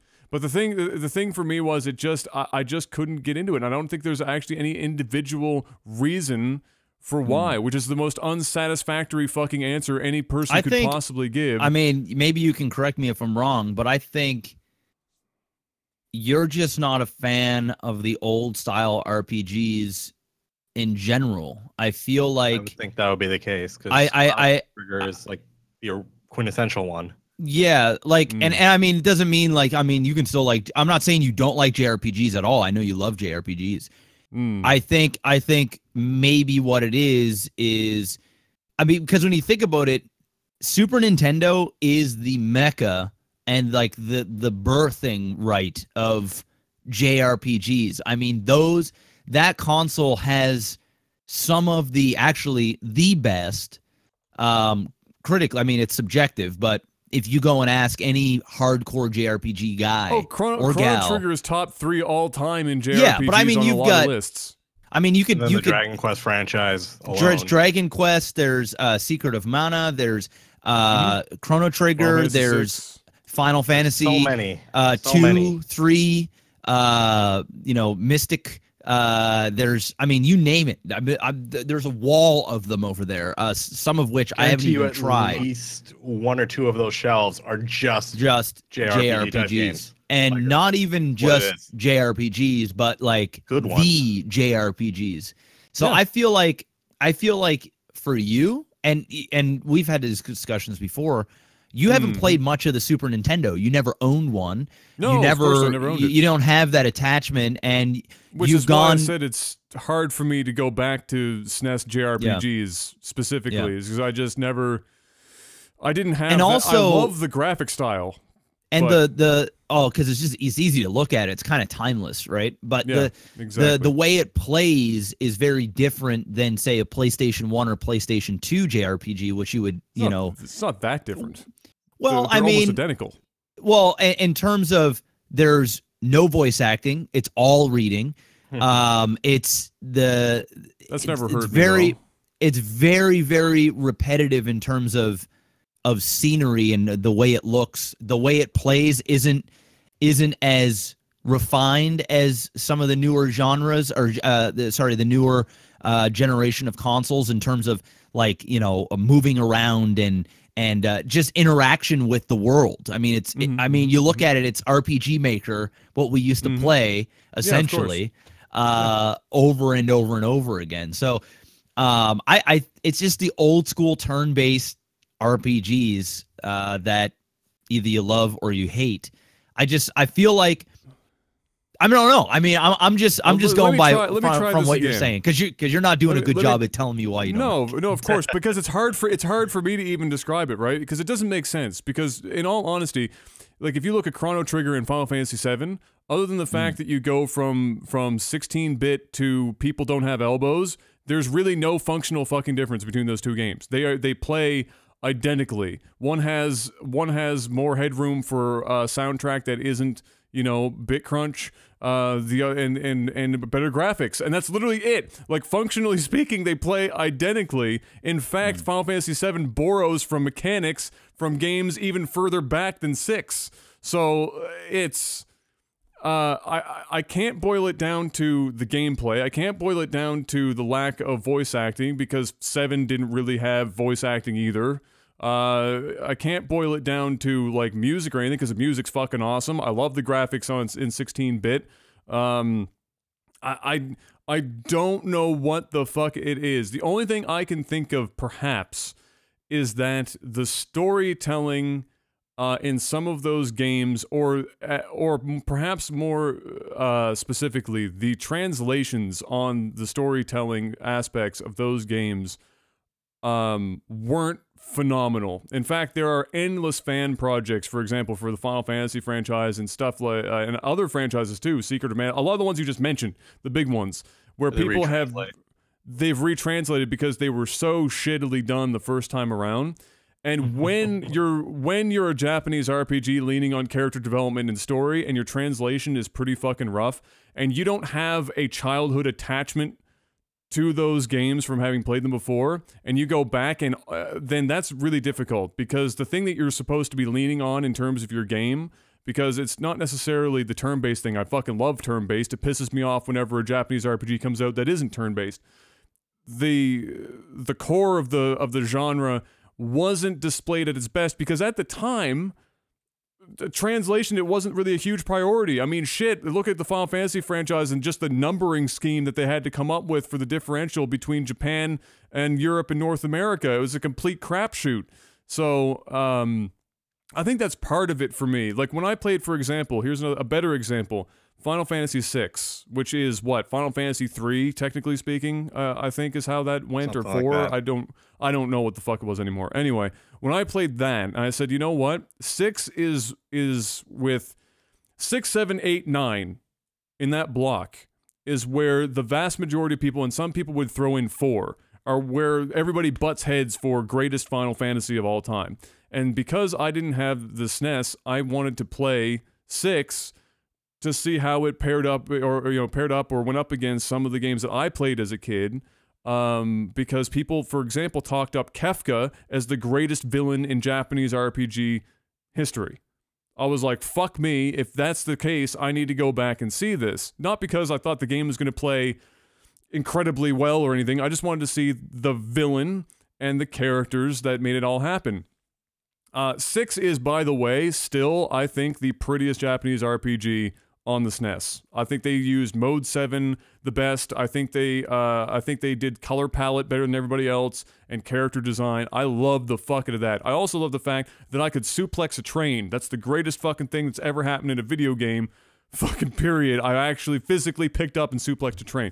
But I stopped about 10 or so hours in because Kefka, because of the translation specifically, Kefka came off coincidentally like a clown to me. Everything was humorous, right? At no point did I, and it wasn't like they're like the stereotypical evil where they're so evil they laugh at everything. It's like, ha ha ha, that's what it is. You know, it wasn't like the Joker or some shit type deal.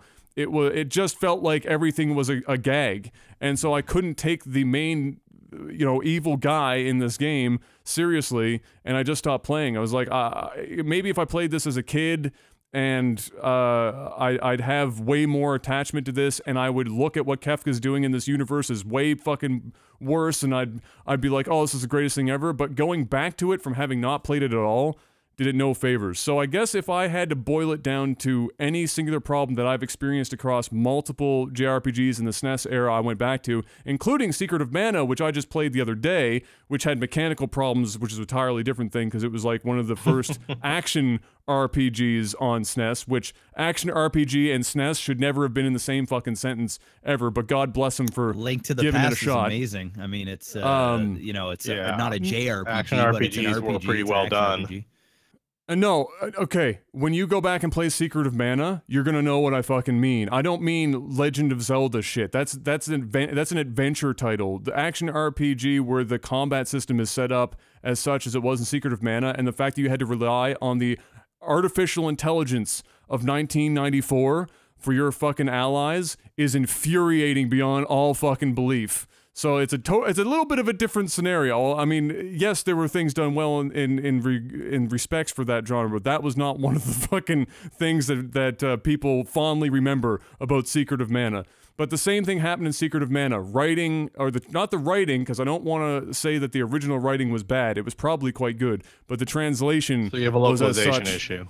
Yeah, where I just couldn't fucking get into it. I mean, if you think about it, Japanese RPGs, even as they stand today, are pretty, like I said before, they're pretty cheese. They like it's the way Japanese writers write. It's how people over there enjoy their stories. They like very tropey bullshit in Japan, and so if it's not translated really fucking well, and then I have a real hard time engrossing myself in it. I had an easier time as a child for obvious reasons, but now that I've grown up and I go and play something like Final Fantasy 13 or 15, or even Lost Odyssey in points had problems with this.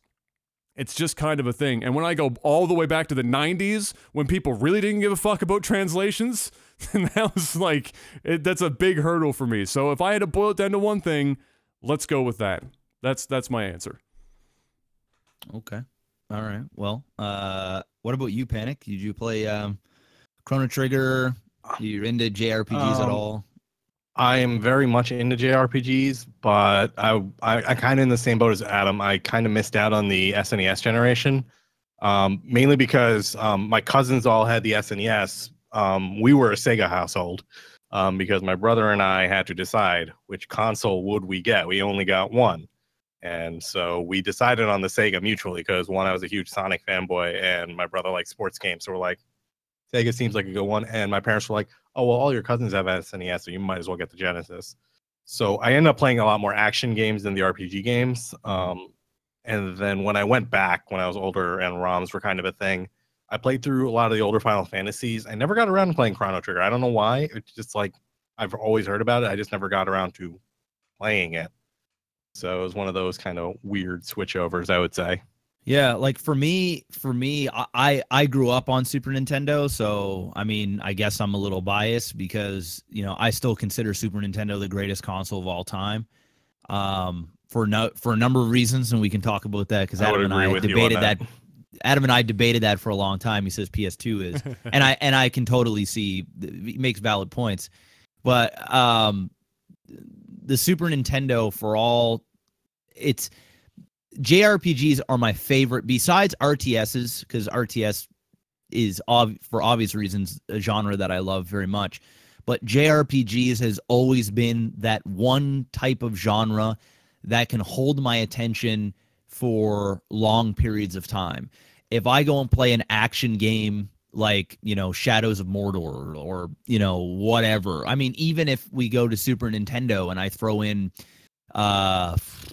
I don't know, any Super Nintendo game, Uni Racers. I don't know, just throwing one out there. I'll have fun with it. You know, it's a good time. Sometimes they're really bad times, but sometimes the bad times are good times. But in order for it to hold my attention, it needs to be story driven, and mainly because I'm a story guy. I like stories, and JRPGs usually have great stories. And speaking of Lost Odyssey, the whole, you know, 1,000 stories or whatever, dreams or whatever the hell that thing was, all of those different storylines. That was my favorite part of the game. The game was like whatever, but actually listening to the stories were great. I really am enjoying Chrono Trigger. Out of all the games that I've played on the Super Nintendo, I never played Chrono Trigger. I just picked up a copy last week. It's an expensive cart here in Canada. They go a minimum of $120. They can go up to 150. I ended up trading a TurboGrafx 16 console for the game itself, which is about the same value, but I had 5 of them, so I, you know, pawned one off. So I got that, told everybody I'd play it, and like you, Adam, at the start, and when I got into, you know, I was really pumped to play the game. I was getting ready to play retro. I was, you know, not really feeling streaming all that much. It wasn't a game that I was like, you know, excited to wake up and play. So I was excited to actually turn on Chrono Trigger and give it a go. So I turned it on, everything's cool, and then I got to that fair, and I was like, and it dawned on me at that point that, whoa, I'm actually playing a Super Nintendo game. This isn't going to be as a smooth ride as I'm used to, not only mechanically, but there's a lot of reading involved. Luckily, I played a lot of RuneScape, so I was doing a lot of reading anyway. So that wasn't a big thing, and I like to voice act all the characters so that it's entertaining for the chat. But it dawned on me where I was going, am I really gonna, you know, I almost wanted to stop playing because it was like, it's a lot. Like going back to older games for the sake of it. On that roller coaster going up, and you're like, how much longer do I have to go up before I get the payoff? Exactly. And the reality of it is this. I sell a lot of consoles and bundles to people. You know, I go and buy things in bulk. I go and resell it to make pay for my collection. Which, by the way, I am like $1,000 off of it being free, which is pretty amazing. But I sell a lot of consoles. A lot. Like a lot of Nintendo, Super Nintendos. And here's the thing. Probably 80-90% of them that I sell to, I put up a bundle on Kijiji or Facebook group, and I have Super Mario World and Link to the Past and all these classics, and somebody goes, oh my fucking God, my childhood. And they impulse buy it because they see it, they want to play it. I guarantee 80-90% of the people, they put it in, they play it for a half hour, and they never turn it on again. The main reason why they do it is because you realize on how bad mechanically things play and how well games have developed. I know that I've been shitting on a lot of modern games, but I'm talking about technically, not only graphic-wise, but just playability. How much easier it is nowadays, even in the last since PS1, and then you go before that and you realize like, oh my God, what a jump. Here's the thing: the analog stick was huge. If you stick it out long enough, and I got past the fair, and I was reading the dialogue, I realized instantly how much I love old games and how innocent and fun they were. Kind of those things that you were just talking about, and how jaded, say, Adam may have gotten with video games, and myself, where you have a hard time enjoying the simplistic way of how games were developed back then, where I mean, you're making arguments on Japanese translations, where for me that's actually something I just never even took into consideration. I mean, I'm gonna, yeah, I'm in for the experience. I'm just gonna have fun with it.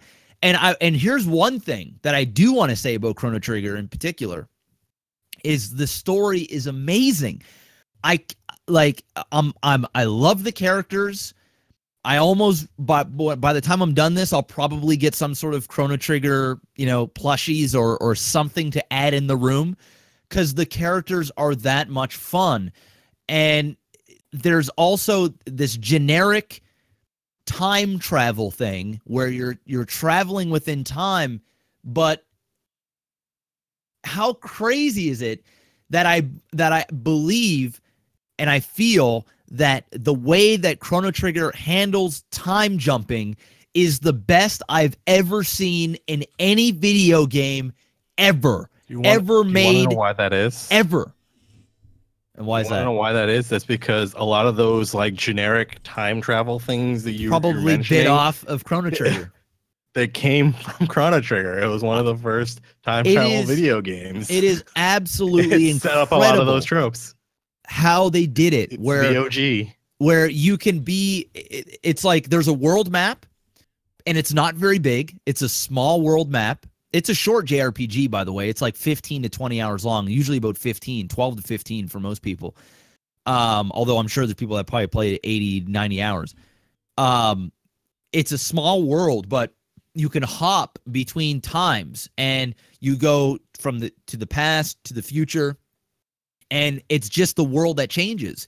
So you go to like a post-apocalyptic, you go to a futuristic, you go to a modern, but everything changes, and there's these chests that you can open up that are different. They're in the same places, but you have to open them in different times, and it's just so cool how they do it, and how all the characters, the way the story is coming together, it's so well thought out.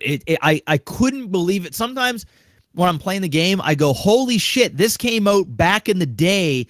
How fucking good is this? Like this, if they remastered this game and they put it out in this modern, PS4 or PS7 or whatever, how fucking crazy of a game would that be? That's nuts. How they sold the games back in the day, though. If you think about it honestly, right?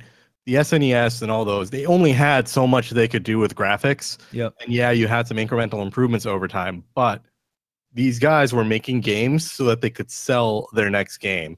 And the way you make a game memorable on the older platforms, especially, was through the story, the writing, the experience you got from it. So when you come up with Chrono Trigger, or you come up with any of the games, and you expect that, yeah, you might make a sequel or whatever, you're going to want to, like, the storytelling is top notch. They can, and that's something that they can put a lot of, time and energy into, and, writing, but it's not technically or like technologically complicated.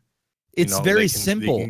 And that's they can go very deep. It's all storytelling. And that's what makes it so great to me, is how simple it really is. Most things in life are, the good things are simple. It's as simple as, telling somebody you love them, that'll just change everything. You don't need to do whatever twisted fucking thing you think you need to do to impress somebody.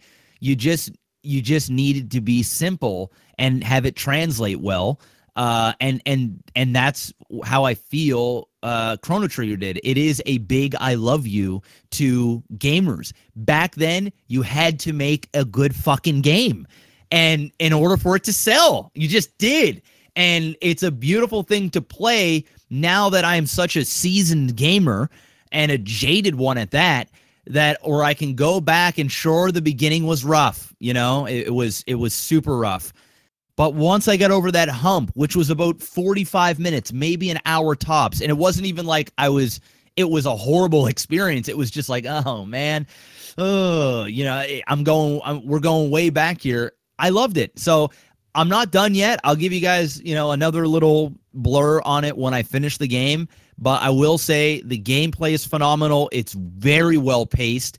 And it's one of the JRPGs that you don't actually have to grind. As long as you're not skipping every fight, which, by the way, you have to run into your opponents or run on certain parts where baddies will come out and kind of ambush you.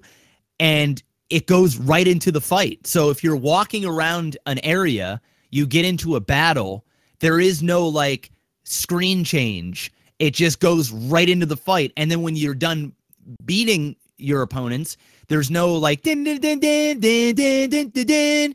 You see the stuff that you picked up, and then the game just continues. There's no cutting, there's no waiting, there's no pauses, and people it keeps you moving. It keeps you moving. It's just so well paced, and it's one of those games that when you get into a new area, and you guys will know what I'm talking about. You get into a new area and you have to finish the fucking area. You get there and you're like, all right, I'm going to call it a night, guys, after I get to this part. You get to that part and you're like, okay, I just got to get to this. You want to just, okay, I'm just going to kill these guys over here. I'm going to open up that chest. And then there's something just in the horizon that you can see that you need to finish. And next thing you know, 3 hours have gone by and you're going, guys, I really need to turn off this game right now because it's 2 o'clock in the morning and I need to wake up at 6. It's one of those things. And it's crazy to have that feeling that I don't really get that often now. And I'm not saying that because I am having some sort of retro renaissance where I'm like, oh, you know, it's the retro, all new games suck. It's just the truth.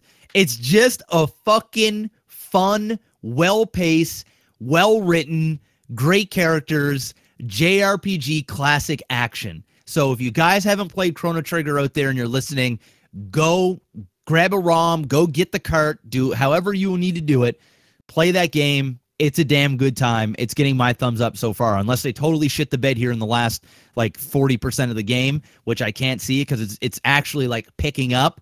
I'm loving it. It makes me want to just turn it on now and play. Yeah, I didn't play Chrono Trigger through, but I did play Chrono Cross through. So if you ever do get around to playing Chrono Cross, then I'll be able to talk more about Chrono Cross than Chrono Trigger. And it's not like that didn't get. I mean, I think that was one of the first games that got 10 out of 10 scores on in a lot of publications. Yeah, like that did phenomenally well. It did really well, and I'm not gonna say what my opinion of the game was right now. We'll wait and see. I'm sure after Jeff has done Chrono Trigger, somebody in chat's gonna say you have to go play Cross. It's there on my wall. We'll be playing it. Yeah, so you're gonna have that. So we'll talk about that one afterwards. But it's not that I don't think that Chrono Trigger or say Secret of Mana or anything are just bad games. I personally just can't go back just because didn't for hook me, you. Yeah. For me, JRPGs. You know, the check boxes are, if possible, turn-based combat. If I can get that, I'm already 50% of the way there. And then pretty much the other 50% is, can I get into the writing and the story? Whether it's voice acted or not doesn't make a damn difference.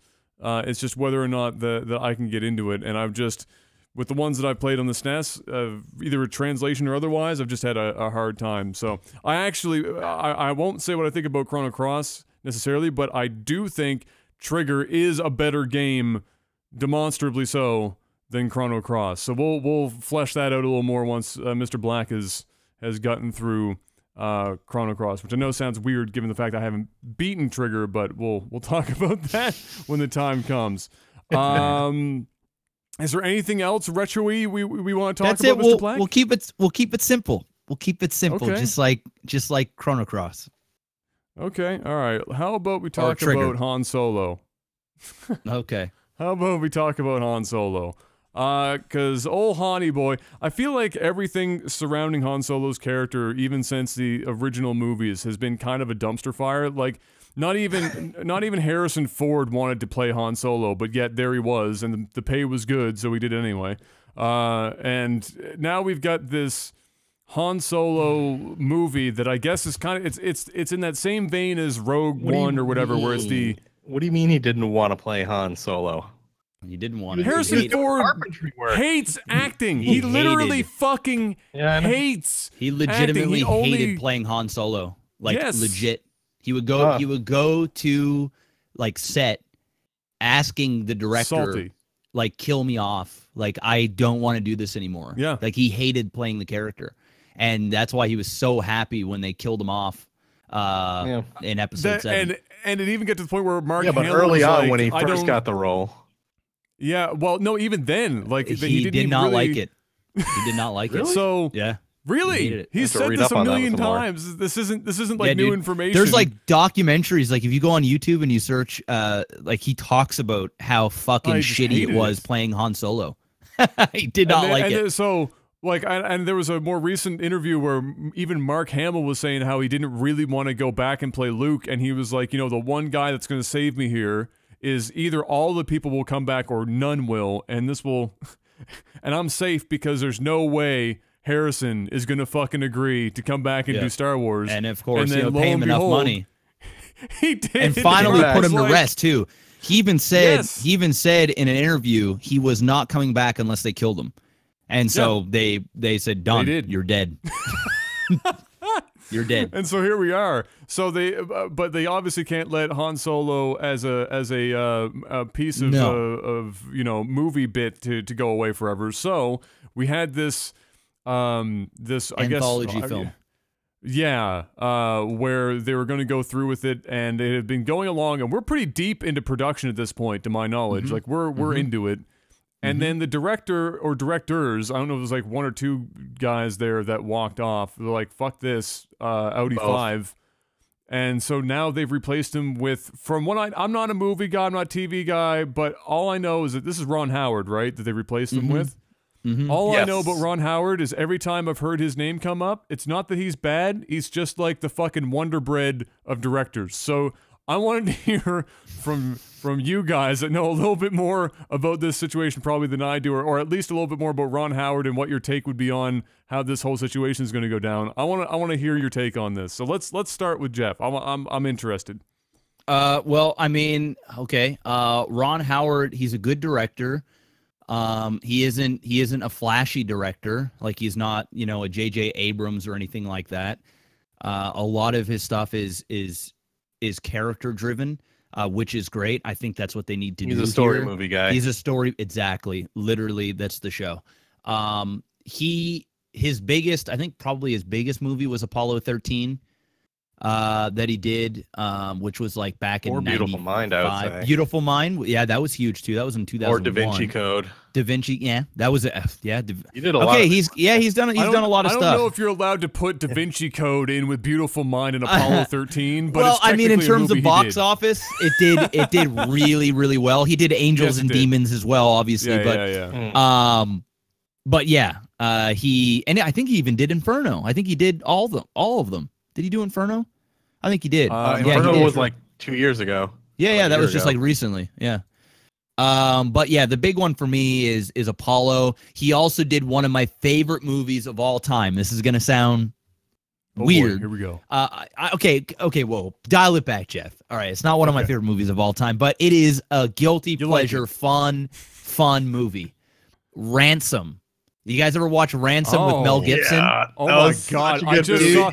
You said Ransom, and I saw that shitty blue-tinted fucking cover to the movie like, pop into my head with Mel Gibson on the cover. Yeah, Mel Gibson looking semi-young, and Ransom, dude. That is such a fun. Makes me. I'm gonna write this down right now. I'm gonna watch it tonight when I get off this podcast. Mel Gibson before he got crazy.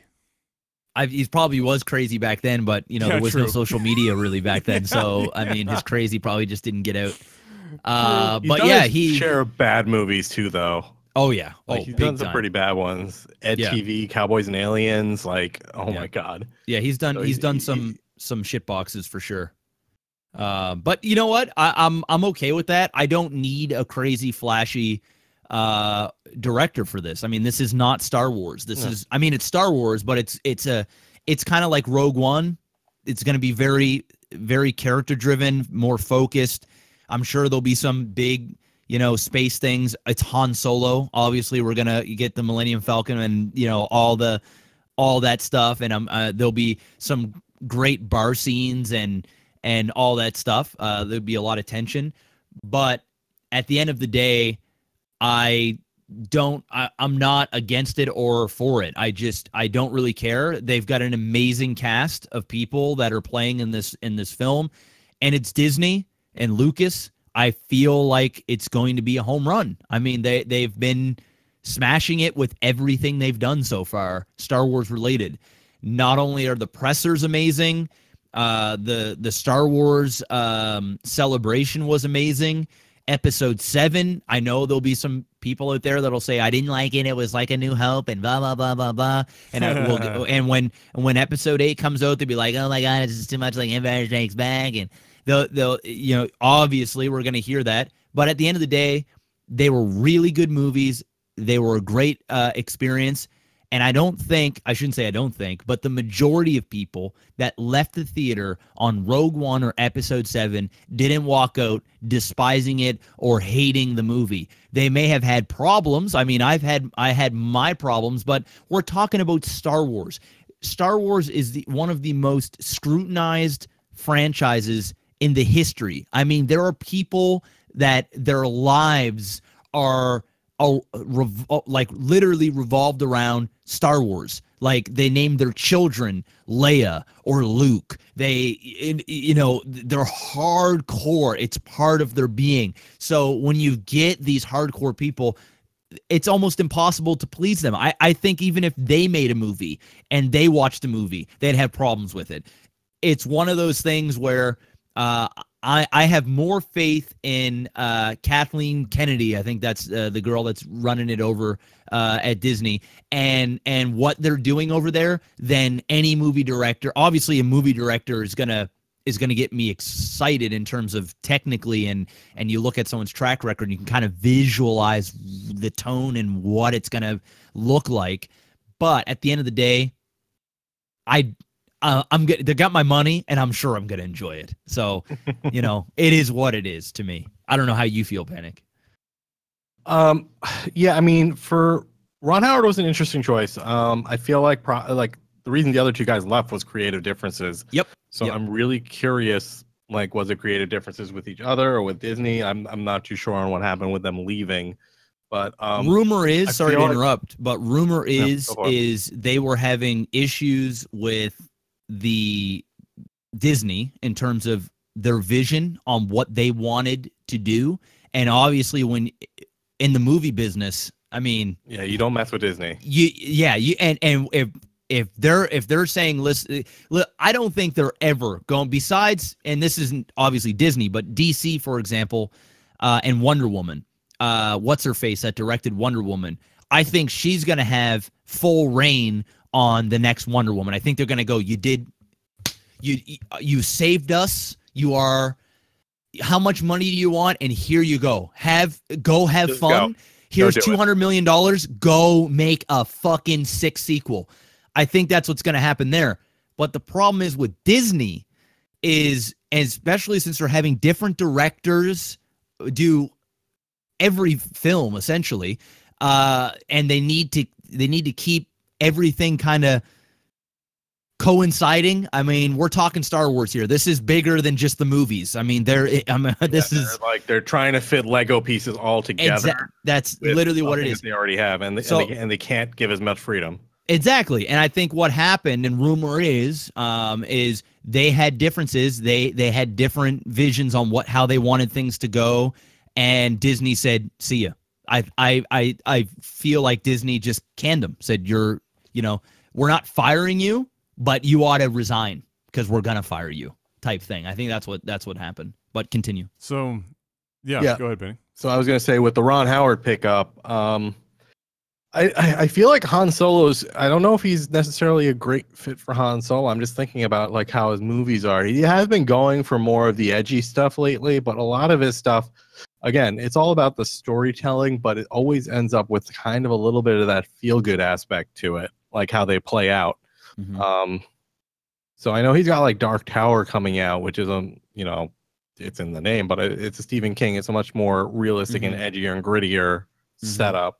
So, you know, he definitely got the chops for it, but I'm not sure. It really depends on what kind of story they go for with Han. Are they going to go for like the you know, swashbuckling type, or are they going to go for more of the gritty smuggler aspect of it? Because, you know, Han's done some shady shit.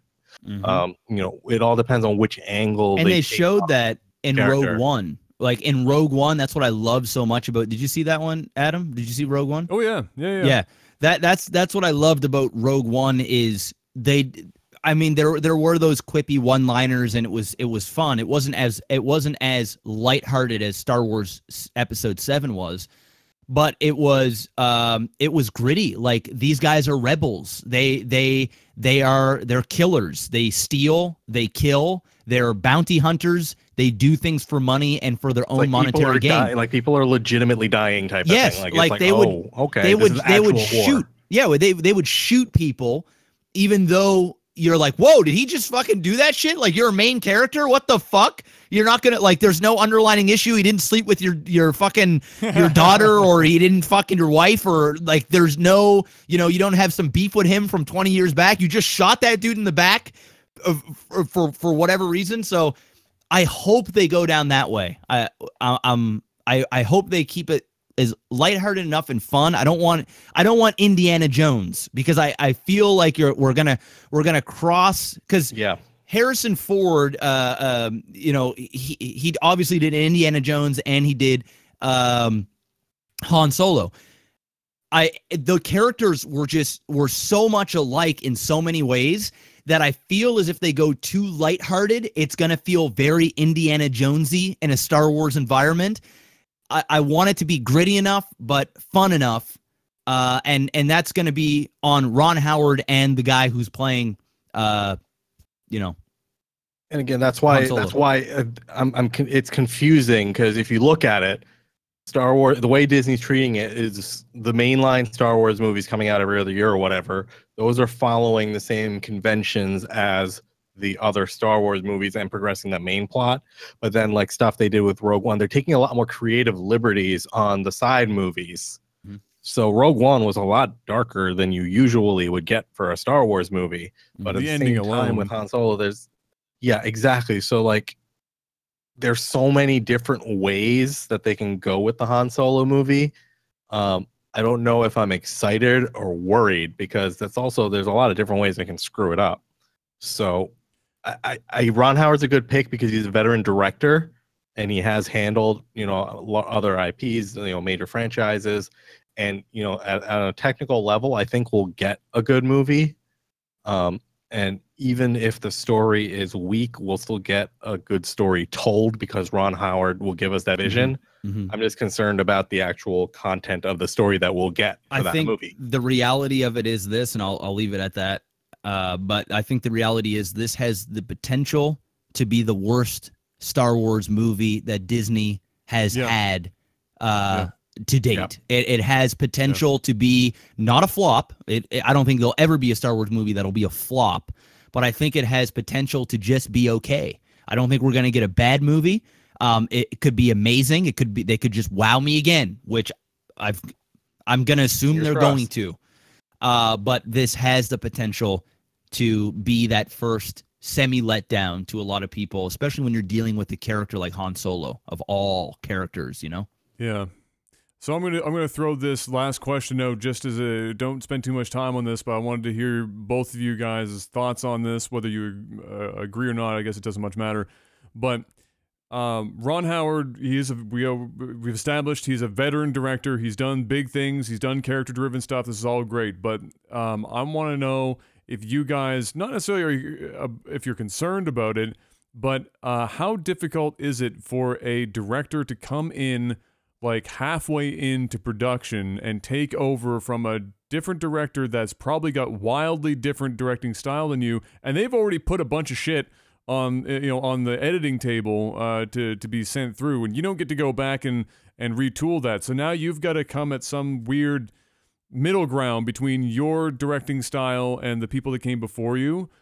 Can you think of any other movies that this has happened where it's turned out to be perfectly fine? And do you think it's a difficult thing to do? Yeah, it happens all the time. It happens more than you think. And well, just it's like not that high profile. Yeah, it's like high it's profile not. shit.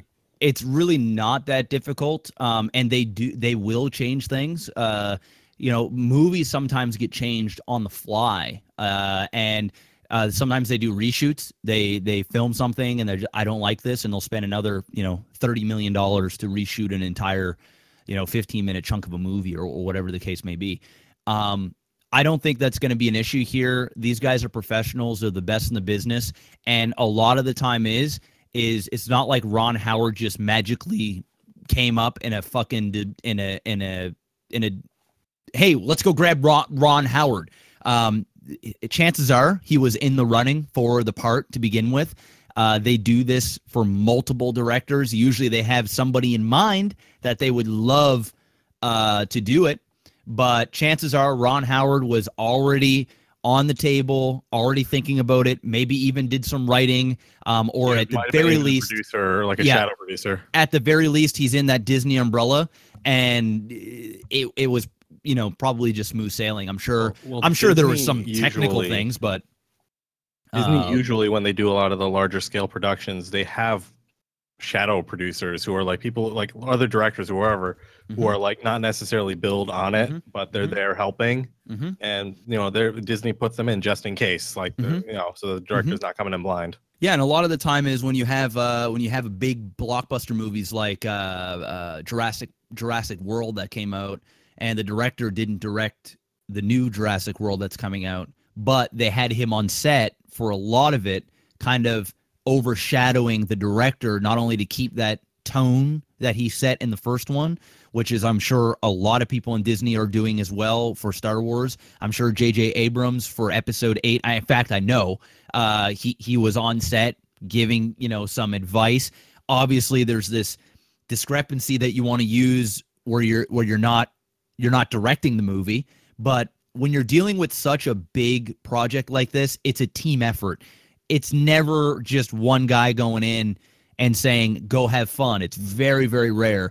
It's a whole clusterfuck of people. And especially in Star Wars, directors, they have a big say, but they don't have a big of a say as some of the other bigger blockbusters that you would see, because you've got to deal with a Star Wars TV show, an animated show, their toys, their their parks. Everything has to be done so meticulously that if there is the wrongest thing, and people in Star Wars pick shit apart.